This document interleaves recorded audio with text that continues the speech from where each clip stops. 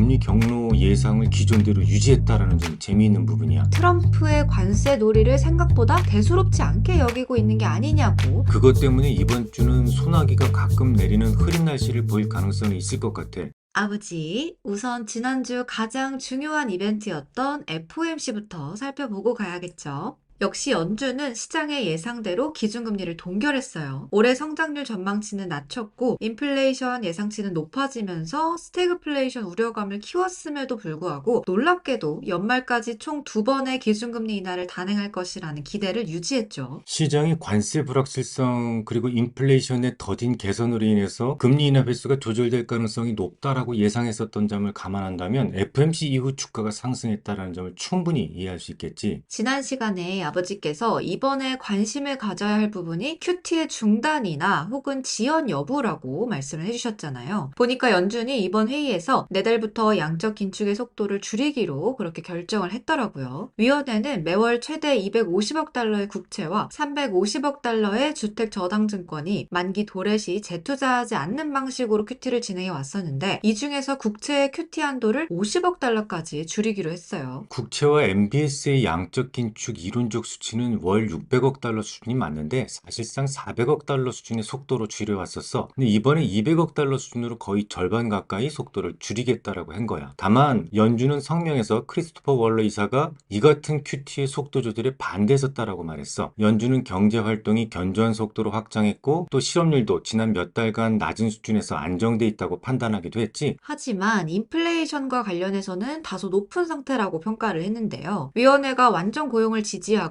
인플레이션을 2%로 되돌리기 위해서 강력히 노력하고 있다고 강조하기도 했죠. 또 연준은 새로운 경제 전망 요약을 공개했는데요. 여기에서 연준은 올해 GDP 성장률 전망치를 기존의 2.1%에서 1.7%로 낮췄어요. 내년과 2027년 성장률 전망치도 각각 2%에서 1.8%, 1.9%에서 1.8%로 낮춰서 잡았고요. 올해 실업률 예상치는 4.4%로 지난해 12월 전망치였던 4.3%보다 소폭 올랐고 2026년과 2027년 실업률 예측치는 4.3%로 유지됐어요. 인플레이션은 예상보다 고착화된 것으로 평가를 했는데요. 연준은 올해 말 개인 소비지출 물가지수 예상치를 지난해 12월 2.5%보다 높은 2.7%로 제시했고 내년 전망치도 2.1%에서 2.2%로 2027년에 가서야 겨우 연준의 목표치인 2%를 달성할 것으로 봤습니다. 근원 PC 물가지수 예상치는 올해 2.8%로 지난해 2.5%보다 높아졌고요. 내년과 2027년 전망치는 각각 2.2%와 2%로 이전의 전망치와 동일했네요. 이수가 지금 장황하게 얘기했는데 결국 결론은 뭐야? 경기 흐름은 좀 더 위축될 것이고 물가 기대는 더 커졌다고 볼 수 있겠지. 하지만 그럼에도 연준이 금리 경로 예상을 기존대로 유지했다라는 점이 재미있는 부분이야. 연준은 올해 말 기준금리 중간값을 3.9%로 예상해서 두 차례 금리 인하 가능성을 시사했고 또 2026년과 2027년에는 금리가 각각 3.4%와 3.1%로 낮아질 것이다라고 판단했으니까 말이야. 그러니까요. 약간 의외의 전망이라고 보여지기는 하는데요. 이거를 두고 한간에는 연준이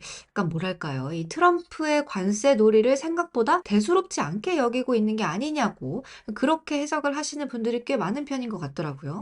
그런데 절대 그렇진 않아. 물론 파월이 약간 비둘기파적인 말을 많이 했어. 예를 들어서 시장에서는 관세로 인해서 장단기 인플레이션 기대치가 빠르게 높아지고는 있는데 이를 단지 이상치로 본다라고 했다라는 점. 그리고 관세 부과로 인한 인플레이션 상승이 일시적이다라고 평가했다라는 점. 뭐 이런 얘기들을 하긴 했는데 하지만 이건 워낙 높아져 있는 기대 인플레를 다소나마 억누르기 위한 조절성 발언이지 않을까 그렇게 생각을 하고 있어. 실제로 그렇게 말은 했으면서도 발표한 인플레이션 전망치는 어쨌거나 2027년까지 대부분 구간에서 높여놨잖아. 이는 연준에서도 트럼프의 관세 놀이가 인플레이션에 영향을 줄 수 있다고 보는 사람들이 적지 않다는 것을 의미하는 거지. 또 게다가 물가 전망치는 높였으면서도 경제 전망치는 또 큰 폭으로 하향 조정을 하긴 했더라고요. 또 고용과 인플레이션 달성 위험이 균형 상태에 있다는 문구도 제거가 됐고 경제 전망에서 불확실성이 높아졌다는 문구가 추가가 되기도 했죠. 결론적으로 연준은 트럼프의 관세 불확실성을 걱정하고 있다는 것으로 해석할 수가 있다는 거지. 하지만 그럼에도 불구하고 시장 기대 인플레가 최근 너무 커졌었다는 점을 경계하기 위해서 조금은 비둘기적인 발언을 했을 걸로 추정을 하고 있는 거고요. 그렇지. 실제로 미 증시는 FMC 당일 하루만 올랐잖아. 그 다음 날까지 파월의 비둘기 효과는 지속되지 못했었거든.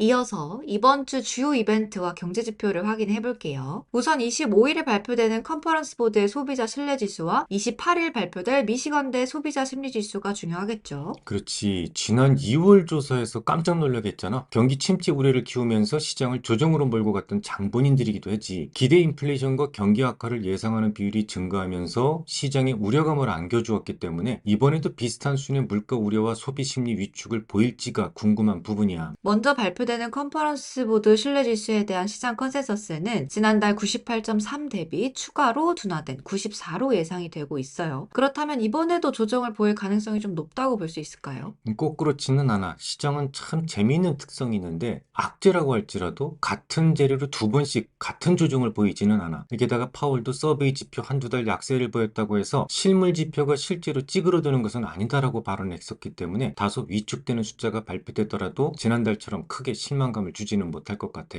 아무튼 계란 가격 등 일시적 요인들이 안정되는지 또 관세 불확실성을 잘 소화하고 있는지 이런 것들에 대해서 관심을 가져볼 생각이야. 이어서 이번 주 가장 중요한 이벤트라면 당연히 현지 시각으로 28일에 발표될 예정인 미국 2월 PCE 물가지수 그리고 개인 소비 지출이 되겠죠. 클리블랜드 여는 기준 전년 동기 대비 2.4%, 전월 대비 0.2%로 전망이 되고 있어요. 당연히 PC 가격 지수가 여느 때보다도 더욱 중요하겠지만 이번에는 그날 함께 발표되는 개인 소비 지출도 매우 중요해. 지난 수주 동안 나빠진 소비 심리 지표가 계속 발표됐었는데 실제로 실물 지표에서도 찌그러진 숫자가 발표되는지 여부가 중요하겠지. 2월 개인 소비 지출의 블룸버그 컨센서스는 전월 대비 0.6% 정도에서 형성이 되어 있는데요. 1월 수치가 눈폭풍으로 인해서 크게 위축됐었기 때문에 이번에는 좀 돌아서는지의 여부가 중요할 것 같아요. 그렇기는 해. 그런데 지난 소매 판매 지표에서 너무 실망스러운 숫자가 나왔었기 때문에 이번에도 시장 예상치보다 낮은 수치가 나올 가능성은 있을 것 같아.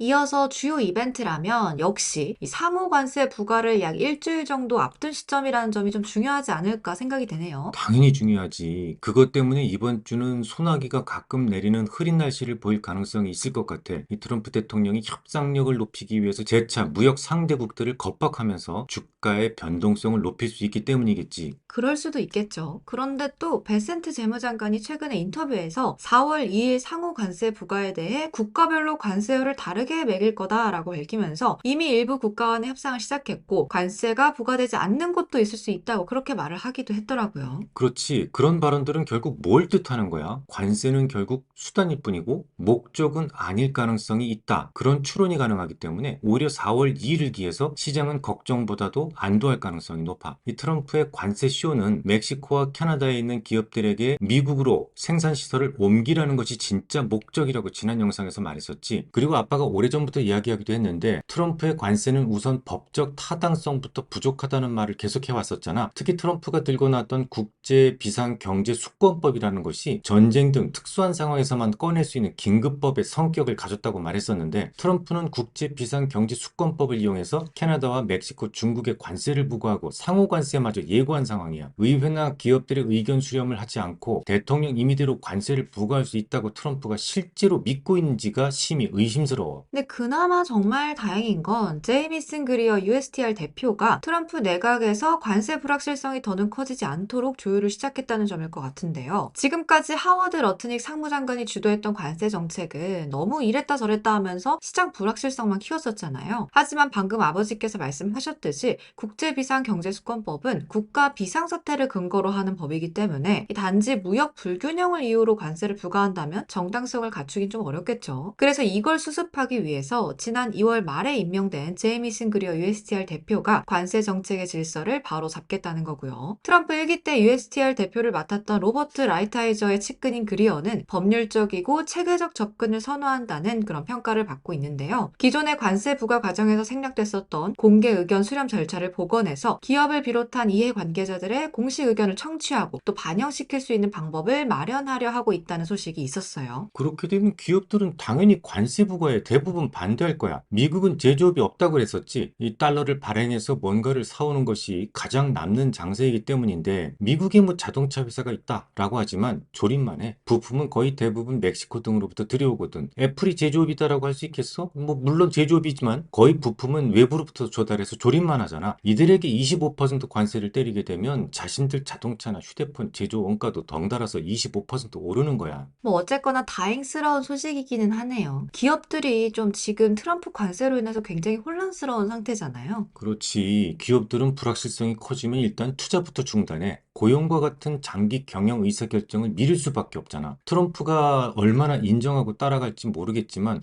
이 모든 원칙이라는 게 있기 때문에 이제 관세와 관련된 불확실성은 어느 정도 7분 응선을 넘었을 것이다라고 판단하고 있어. 물론 아까 말했듯이 이번 주는 트럼프발 소나기가 자주 내릴 거야. 하지만 잘 봐서 3월 말 주변에 미 증시가 추가로 하락한다면 늘려놓았던 채권 비중을 좀 줄이고 주식 비중을 늘릴 생각을 하고 있어. 미치광이 전략을 펼치던 트럼프가 예외는 없지만 유연성은 있을 거라면서 좀 어울리지 않는 유연한 모습을 보였는데요. 상호 관세 부과를 예고한 4월 2일에 과연 어떤 모습을 보여주게 될지 관심을 가지고 지켜봐야겠죠. 그리고 이 과정에서 주가가 다소 흔들릴 수도 있다는 점, 그렇게 된다면 아버지께서는 주식 비중을 살짝 늘릴 거라는 것까지 말씀을 해주셨습니다. 그럼 여기까지만 하고 마무리하도록 할게요. 오늘도 유익한 시간 되셨길 바라고요. 다음 시간에도 유익한 이야기 나누고 싶으시다면 좋아요, 구독, 댓글, 알람까지 아시죠? 그럼 안녕.